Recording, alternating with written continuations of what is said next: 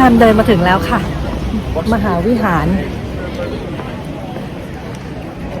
แต่คนล้านเจ็ดจริงๆทุกคนดูนะคะว่าคิวเป็นยังไงบ้างแต่พี่แพมบุ๊กมาแล้วค่ะหวังว่าคงไม่ต้องยืน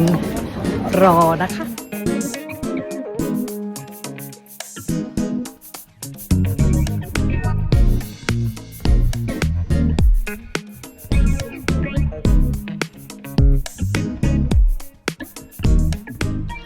พี่แพมจะขออนุญาตเล่าคร่าวๆนะคะเกี่ยวกับมหาวิหารเซียนาแห่งนี้หรือที่เรียกว่าดูโอโมดิเซียนามหาวิหารนิกายโรมันคาทอลิกที่ถูกสร้างขึ้นระหว่างปี 1215 ถึง 1263 ค่ะวิหารที่นี่มีความงามของโดมที่ตั้งอยู่บนหอคอยแปดเหลี่ยมและหอระฆังภายนอกและภายในตกแต่งด้วยหินอ่อน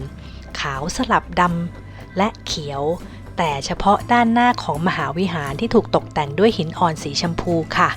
โดยสีขาวและดำที่นำมาตกแต่งนั้นเป็นสีสัญลักษณ์ของเมืองเซียนานี่เองค่ะ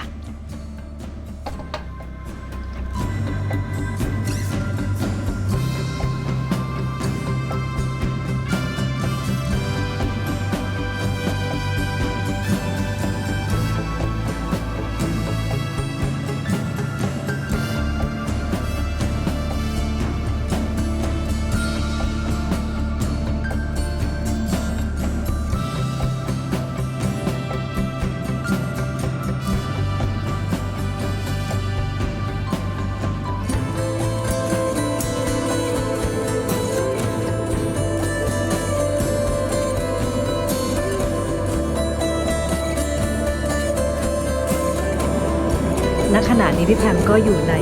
มหาวิหารในเมืองเซียนาแล้วนะคะเป็นพระมหาวิหารที่สำคัญที่สุดค่ะแล้วก็เก่าแก่ที่สุด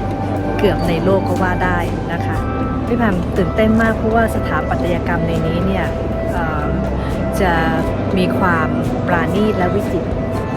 อย่างสูงสุดค่ะเพราะว่าเท่าที่ดูเนี่ยพวกหินอ่อนต่างๆเนี่ยตรงนี้ที่ทำให้โบสถ์หลังนี้เนี่ยหรือวิหารหลังนี้มีความสำคัญแล้วก็ทางด้านสถาปัตยกรรมก็คือว่าเขาร้อยเรียงหินอ่อนสลับสีค่ะขาวดำซึ่งเป็นสีโปรดของพี่แพมมากที่สุดดูเท่มากจริงค่ะแล้วเขาทำได้อย่างละเมียดละไมนะคะเพราะว่าความกว้างของหินแต่ละชั้นเนี่ยมีความเท่ากันแล้วก็สูงขนาดนั้นเลยค่ะ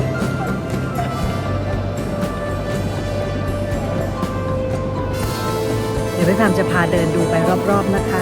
ไม่เพียงแต่เสากำแพงแล้วก็ตัวโดมแต่ก็พื้นก็ยังมีหินอ่อนที่สลับขาวดำกันไปมานะคะ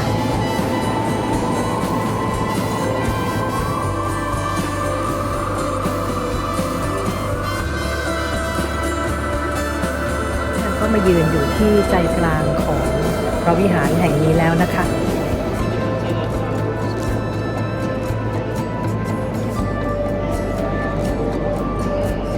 พี่แพมกำลังจะเดินไปที่พระแท่นบูชานะคะที่องค์บาทหลวงทุกๆพระองค์ได้ทำพิธีพี่แพมจะขออนุญาตสวดมนต์แป๊บนึงค่ะ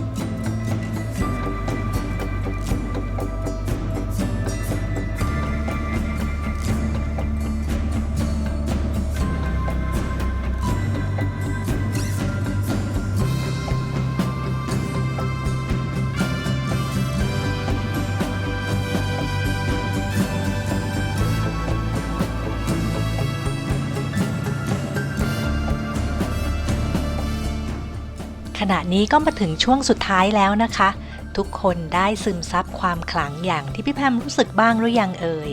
สวยจนแทบไม่อยากจะเดินออกเลยค่ะในวันนี้พี่แพมก็ต้องขอบพระคุณที่ติดตามชมมาโดยตลอด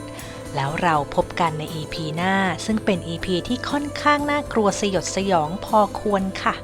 เพราะฉะนั้นอย่าลืมกดไลค์กดแชร์และ Subscribe เพื่อเป็นกำลังใจพี่แพมได้เดินต่อไปด้วยนะคะในวันนี้ขอให้ทุกคนมีความสุขในทุกๆวันและนอนหลับฝันดีค่ะบ๊ายบายค่ะ